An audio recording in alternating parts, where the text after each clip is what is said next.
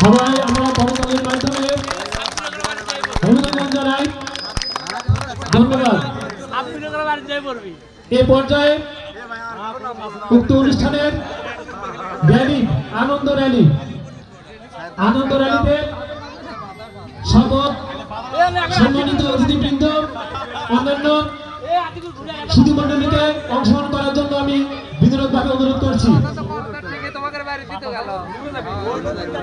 প্রাক্তন শিক্ষার্থীদের আমি এসে সবাই সমবেতভাবে অংশগ্রহণ করার জন্য আমি আহ্বান করছি।